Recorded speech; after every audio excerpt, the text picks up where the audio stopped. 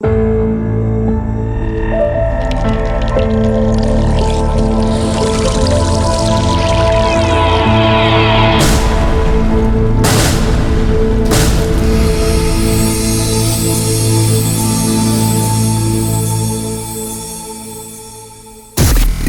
was very specific about that night. She described dancing with you and you profusely sweating, and that she went on to have bath, possibly. There's a slight problem with the sweating because I have a peculiar medical condition, which is that I don't sweat, or I didn't sweat at the time, and that was yes, I didn't sweat at the time because I had suffered what I would describe as an overdose of adrenaline in the Falklands War when I was shot at, and I simply it was almost impossible for me to sweat, and it's only because I have done a number of things in the recent past that I'm starting to be able to do that again. So I'm afraid to say that there's a medical condition that says that I didn't do it. Dit is de Jensen Show. Robert Jensen. Heb je ooit zo'n belachelijke uitleg gehad? En iemand die zichzelf probeert te verdedigen met zo'n grote leugen als dat. Dus hij wordt beschuldigd van te dansen met zo'n minderjarig meisje. En ze kon herinneren dat hij heel erg zweette. En hij zegt, nee, maar ik kan niet zweten. Ik kan niet zweten omdat ik in de Falklandoorlog ooit een keer, dat is op me geschoten. En toen is er zoveel adrenaline vrijgekomen in mijn lichaam, waardoor ik niet meer kan zweten. Deze leugenaar, deze Prins Andrew. En hij is natuurlijk helemaal... Ik had beloofd het gisteren erover te hebben, maar er was zoveel ander nieuws dat ik het even heb laten liggen. En dat was misschien ook maar goed ook. Want natuurlijk gisteren is duidelijk geworden en bekend geworden dat Prins Andrew gewoon helemaal out of the picture gezet is door het Engelse Koningshuis. Officiële functies mag hij niet meer doen. Heel veel bedrijven waar hij mee werkte en wat hij in vredesnaam deed. Maar ja, goed, wat doen die gasten sowieso van Koningshuizen? Die hebben hem ontslagen. En die willen niks meer met hem te maken hebben. Het is ongelooflijk wat dit teweeg brengt. En terecht ook, want er klopt geen reet van wat hij zei, wat hij vertelde in dat interview.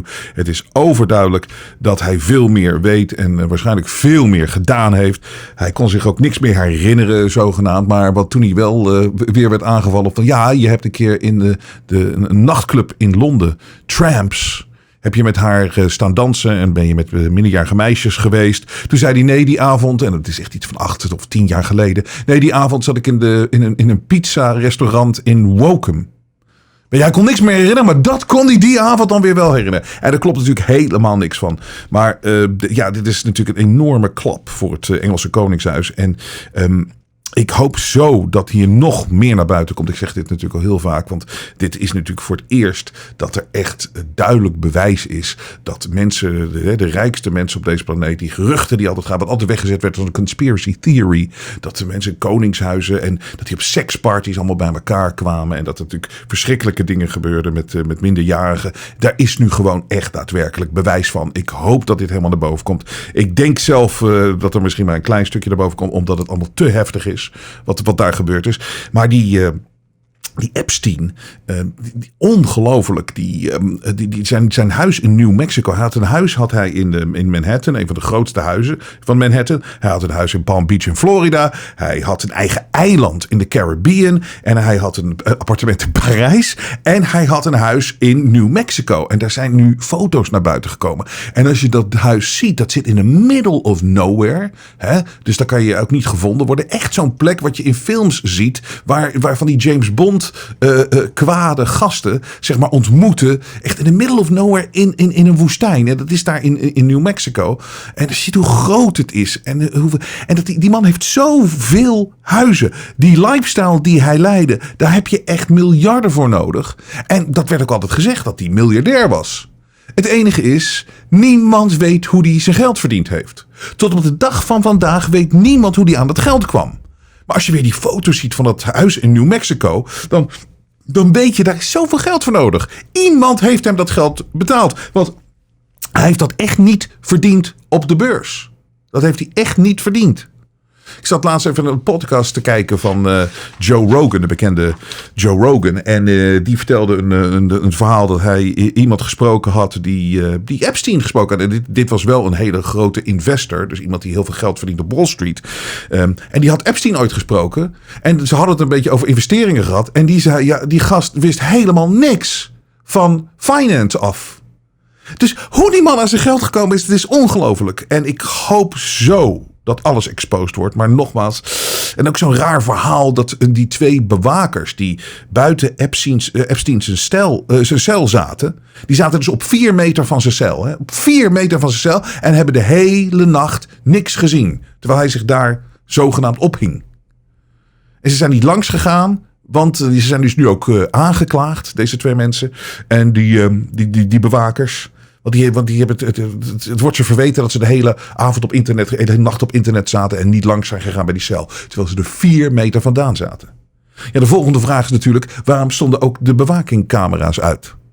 En ik hoop ook dat deze 2 bewakers, als dit verhaal klopt, maar je weet het gewoon allemaal niet meer. Het is allemaal zo bizar dat deze 2 bewakers dat ook even goed naar hun bankrekeningen gekeken wordt. Of daar niet een storting gedaan is van iets of van iemand. Maar daar zullen ze ongetwijfeld kijken. Maar ik vind het echt een bizar verhaal. En het is nog niet afgelopen. Maar Prins Andrew is gelukkig terecht helemaal door het ijs gezakt. En ik hoop dat dat nog verder gaat met deze leugenaar. En ongetwijfeld smeerlap. Worden jullie ook tegenwoordig zo ontzettend kwaad en depressief van al die filmpjes die je ziet? Want het is er niet 1. Het zijn er veel en je wordt er helemaal naar van. Van allochtone jongeren die dan Nederlandse autochtone kids in elkaar slaan en vernederen en dat soort dingen. En ik ga ze niet uitzenden, maar ik bedoel, het staat vandaag overal ook in de kranten en dat soort dingen. Maar wat is de politiek hier stil over, hè, over dit probleem? We weten allemaal, mensen die leven en die al de afgelopen 20, 30 jaar gewoon in de samenleving en maatschappij staan, dat dit een probleem is. Het grootste, duidelijkste voorbeeld is natuurlijk die zwembaden. Waar maar die aanrandingen blijven plaatsvinden. En ik ben vroeger ook naïef geweest. Weet je wel, toen ik wel 18 was, gebeurde dit al. En toen dacht ik van oké, dat duurt misschien een generatie en dan is het voorbij. Nou, nu zijn we 2, 3 generaties verder. Het is nog steeds een probleem. Met andere woorden, het lost zich vanzelf niet op. Dit is een groot probleem en het moet aangepakt worden. Maar de politiek hoor je hier natuurlijk niet over. Hè? Hier hoor je ze niet over. Het enige wat je dan, als dit een keer aangestipt wordt door wel een moedige en helder denkende politicus. De eerste wat natuurlijk gezegd wordt van maar het is niet zo'n probleem. Want kijk, er zijn ook heel veel goede verhalen. En dan gaan ze focussen op de goede verhalen. Ja, ik weet ook wel dat er heel veel goede verhalen zijn. Ik maak dat ook dagelijks mee. Voornamelijk weet ik, als ik in een Uber zit, en ik praat met de chauffeur uitgebreid over al die topics waar ik het hier ook over heb. Hè. En dan zie je heel veel, inderdaad, natuurlijk, er zijn heel veel goede verhalen en positieve verhalen. Maar dat betekent niet als er goede verhalen zijn, betekent niet dat er geen problemen kunnen zijn. En ze durven het niet aan te pakken. Die laffe gasten. Zo bang om politiek incorrect te zijn. En ik ben zo langzamerhand het eens met Dries van Langehoven. Die is van het Vlaams Belang in België. We hebben hem al een keer in de show gehad. We moeten het binnenkort nog maar eens een keertje doen. Ik vind dat een groot politiek talent. En ik denk dat hij heel ver gaat komen in België. Want hij doet het op een andere manier. Hij is jong, ziet er goed uit. Maar heeft gewoon gezond verstand. En is niet bang om politiek incorrect te zijn. En hij heeft laatst geroepen. En daar werd hij natuurlijk ook weer door verketterd uit sommige kringen. Hij zegt kinderen tegenwoordig, die zouden eigenlijk gewoon verplicht op judo moeten. Of op karate. Of op een soort van vechtsport. Want het wordt belangrijker in de toekomst om jezelf te verdedigen. Ook als kind zijnde. Ik was het helemaal met hem eens natuurlijk. Ik geloof daar absoluut in. Want ik ben ervan overtuigd dat Nederland en ook België is niet meer, zelfs niet toen ik opgroeide. En nou klink ik heel oud. Maar zo oud ben ik nog niet eens. Maar weet je, wij konden vroeger nog. Ik weet nog dat mijn moeder, die hing een touwtje uit de brievenbus. Dat je zo naar binnen kon. Nou, dat is echt niet meer het Nederland waar we leven. En als je die video's ook dag in dag uit zet. De kids hebben gewoon te maken met meer agressie. En we hebben natuurlijk van die ouders die er allemaal niet in geloven. En alleen maar met een positiviteit. Het valt allemaal wel mee. Dit waait allemaal wel over. Maar nee hoor, praat met je kinderen. Ze hebben te maken met hele andere krachten. En ik vind dat eigenlijk een heel goed advies van Dries van Langehoven. Maar ja goed, het is allemaal politiek incorrect. En mensen zijn bang om racisten bestempeld te worden als je dit aansnijdt. Terwijl het aangesneden moet worden. Wat is dat nou toch ook weer? Dat met die FC Den Bosch supporter. Hè, het is vandaag dus bekend geworden dat die Hitlergroet die de hele wereld over is gegaan. Hè? En wat natuurlijk weer bij sommige kringen, sommige politiek correcte kringen. Ja, we hebben een enorm groot racisme-probleem in Nederland. En een neonazi-probleem. Die Hitlergoed, hele wereld overgegaan. Hele wereld overgegaan. FC Den Bosch supporter doet de Hitlergoed. Kijk eens hoe erg het allemaal is in Nederland. Was geen Hitlergoed. En hier is weer het leugenachtige van de media. Ze hadden al lang kunnen weten dat het niet zo was. Ze hebben de beelden toch? Dus dan zie je dat het gewoon een beweging van die gast was. Die gast die zei van weg met die speler. Of weet ik veel, weg met whatever. En ze hebben gewoon het beeld gestopt op dat moment. Dit is pure manipulatie om ons weer neer te zetten als racisten. En dat om ons weer tegen elkaar uit te spelen. Wat een vuilakken zijn het toch? Ongelooflijk, hè? En het bizarre is dat als je kijkt naar de politiek. Welke partij de afgelopen 15 jaar, nou ja, ik weet niet hoe lang ze bestaan, maar zoiets denk ik, wordt nou altijd het meest neergezet als een racistische partij. Stelletje racisten, weet ik wat allemaal. Welke partij? Tuurlijk, de PVV. Maar luister nou eens naar dit. Ik heb het natuurlijk gisteren ook de hele uitzending erover gehad. Ik heb er veel reacties op gehad. Maar luister eens naar de PVV. Luister eens naar Michiel de Graaf van de PVV. Die natuurlijk aangesproken weer wordt door de afgrijselijke Niels van den Bergen. Is het van den Bergen? Van GroenLinks. Weet je, de haatvolle partij, de haatdragende partij GroenLinks, die ons alleen maar tegen elkaar wil uitspelen, die iedereen wil labelen om zo een verdeel- en heerssituatie te creëren. Die Niels van den Bergen, die probeert Michiel de Graaf weer eens als racist neer te zetten. En luister nou eens naar wat Michiel de Graaf van de PVV zegt. Dit is gezond verstand. Dit is gezond verstand. En het beste wat ik in tijden gehoord heb in de politiek. Luister. De heer De Graaf begon zo mooi door afstand te nemen van racisme en discriminatie. Dat waardeer ik. Zo ben ik ook geëindigd. Maar driekwart van de Nederlanders is de polarisatie en de verruwing in de samenleving spuugzat.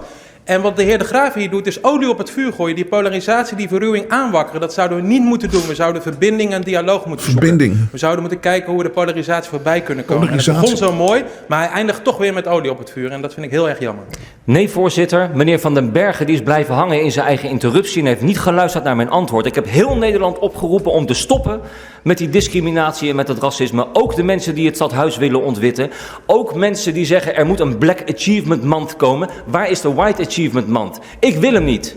Maar laten we ophouden met alles op kleur te beoordelen. Dat is wat GroenLinks doet. En ik polariseer hier niet mee. Het is GroenLinks, het is het kabinet, het is de media die op die manier polariseert. Want ze maken iedereen bewust van hun kleur. Ik heb vrienden van alle kleuren en ik ben me er nog nooit van bewust geweest. Maar ik ben me bewust geworden van hun kleur, omdat me dat continu via de tv en via de politiek wordt ingeprent. Ik ben er zo kotsbeu van. Stop met dat racisme, ook vanaf de andere kant. Dus mijn oproep is niet polariserend. Nee, ik eindig netjes in het midden. De grootste polariserende partij van Nederland is natuurlijk GroenLinks. Het enige wat ze doen, en dat doet links altijd, ze verwijten jou waar ze zelf schuldig aan zijn. Ongelooflijk, maar fantastisch. PVV, zogenaamde racistische partij van Nederland. Hoor eens wat daar gezegd wordt. Geen spel tussen te krijgen. Fantastisch. Dames en heren, we gaan eventjes aan de overkant van de oceaan kijken. Want er is weer veel aan de gang in Amerika. En het echte geluid over Amerika hoor je alleen hier. Dat weet je. Ik heb gisteravond tot laat... Ik hield het vol tot 1:03 naar het democratische debat gekeken. Want ze zijn natuurlijk nog steeds op zoek naar de persoon die Donald Trump volgend jaar moet gaan verslaan tijdens de verkiezingen. En het was weer zover gisteravond. En het was bizar weer. Het was saai. Je ziet toch echt geen echte winnaar daartussen staan tussen al die mensen. En Joe Biden nog steeds degene die in de meeste peilingen op één staat. Maar die man is zo oud. En ik durf het gewoon echt te zeggen, er zit een seniele kant aan. Die antwoorden van hem, je merkt, soms raakt hij hem ook kwijt. Zeg maar, dan spreekt hij 3 woorden uit en dan is hij het kwijt. En zoals gisteren ook weer. Ja, hij zegt hier daadwerkelijk echt dat hij de eerste zwarte Amerikaanse vrouw is geweest die gekozen is in de Senaat. Echt. Hij zegt het echt. I come out of the black community in terms of my support. If you notice, I have more people supporting me in the black community that announced for me because they know me. They know who I am. 3 former chairs of the Black Caucus. The only African-American woman that ever been elected to the United States Senate. A whole range of people. No, my point is... That's not true. The other one is here. said the first.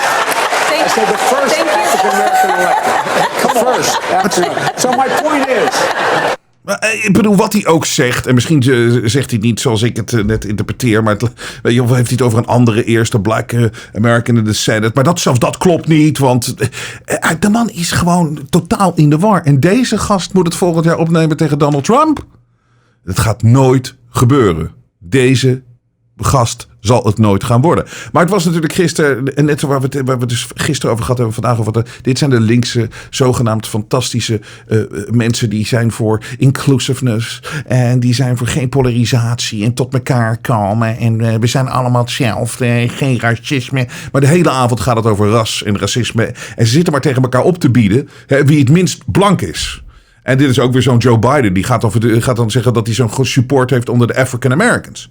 Maar dat is dus wat links doet. Altijd labelen, altijd racisme, altijd rassen. Maar wat een hele interessante, en deze wilde ik eventjes eruit halen. Wat een interessante ondertoon is in het hele verhaal. Is dat de democraten die nemen het natuurlijk altijd op voor zeg maar donker Amerika. De African Americans. Die hebben ze ook nodig. Want zonder African Americans kunnen de democraten nooit winnen. Weet je, dan als die weggaan, dan is het gewoon game over. En ze beloven iedere 4 jaar altijd van alles.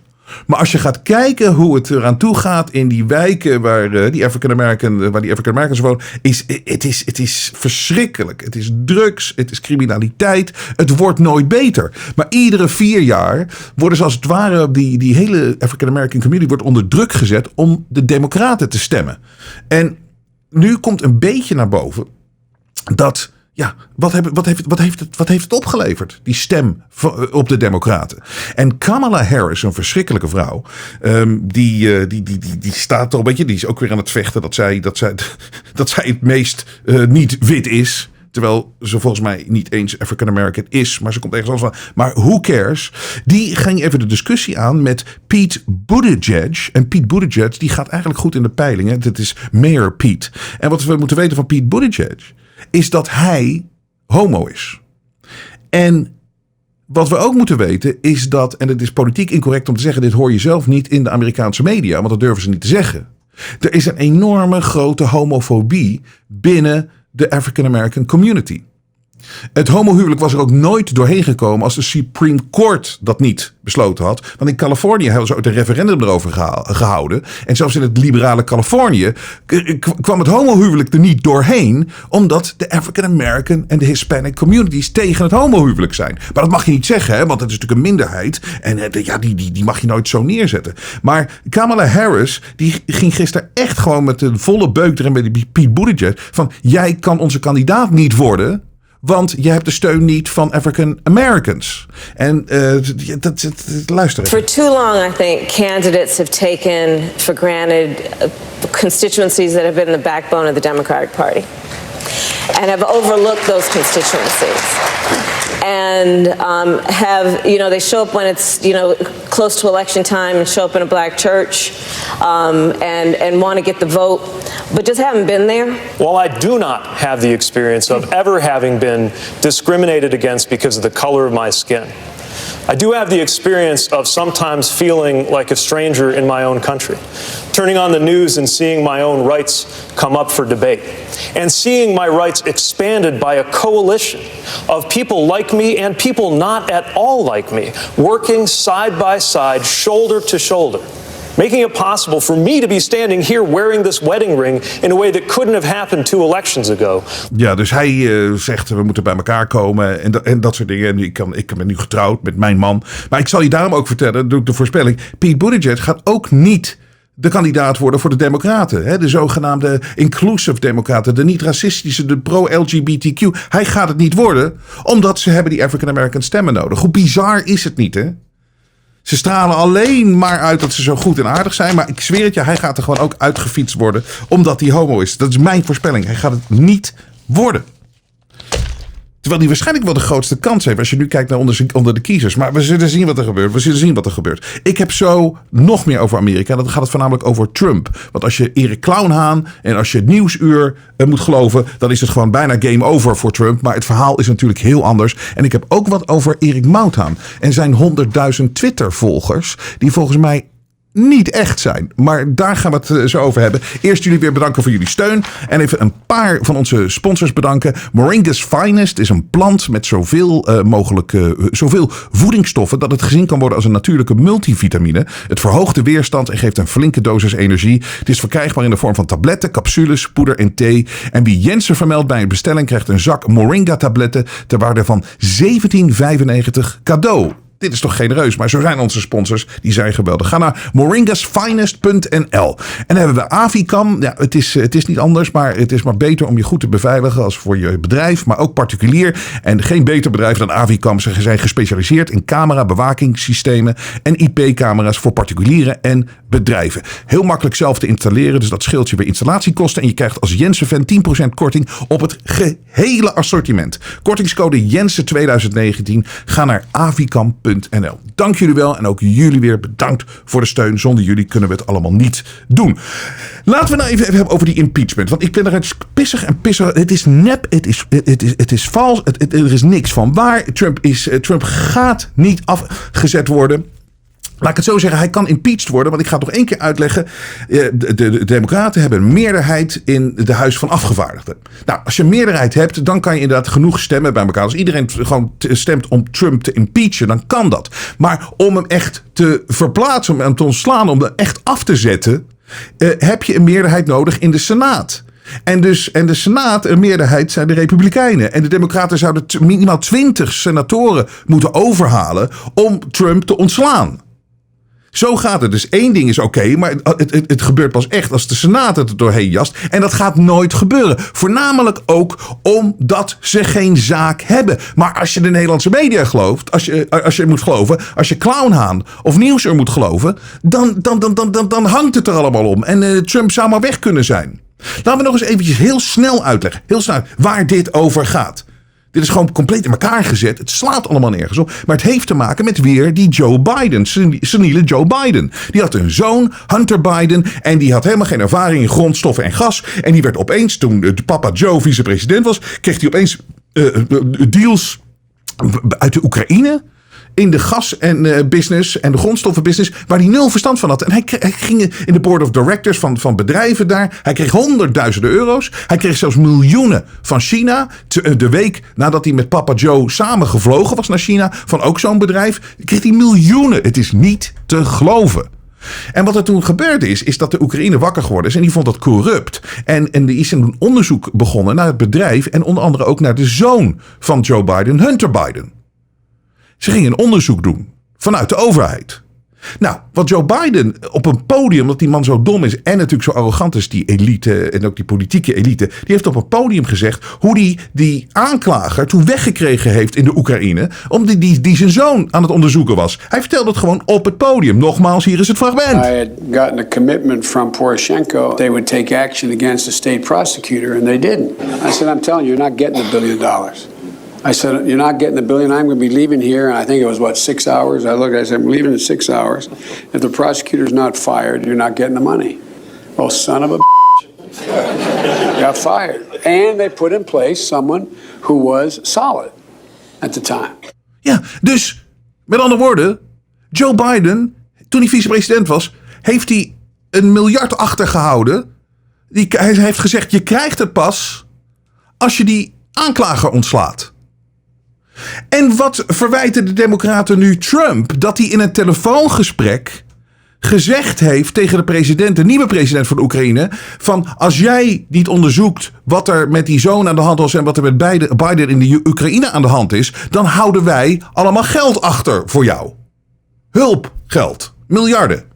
Dat is wat de Democraten Trump van beschuldigen. Terwijl zij het zelf gedaan hebben. Hoe vaak moet ik het niet zeggen? Links beschuldigt je altijd van dingen waar ze zelf schuldig aan zijn. Ze draaien het om. Het is bizar. Sorry dat ik zo kwaad werd. Maar ik kan hier niet meer tegen. En dus wat heeft Trump, het telefoongesprek, daar heeft Trump die heeft nu het transcript naar buiten gebracht. Het blijkt helemaal niet dat dit aan de gang was. In een gesprek met Zelensky, ze hebben samen een persconferentie gegeven, heeft Zelensky gezegd, ik voelde me helemaal niet onder druk gezet. No, you sure that we had, I think, good phone call.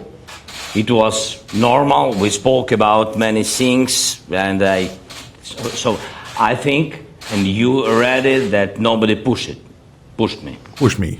Nobody pushed me. There's no pressure.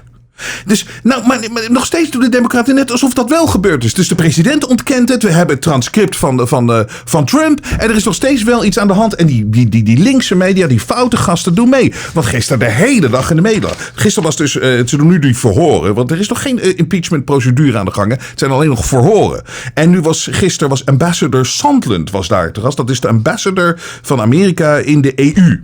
En overal headlines. Sondland ties Trump, Pence en Pompeo to Ukraine pressure campaign. Met andere woorden, als je gisteren de pers en CNN keek, dan leek het net alsof deze ambassadeur gezegd heeft dat Trump hem verteld heeft om Oekraïne onder druk te zetten en het geld te achterhouden.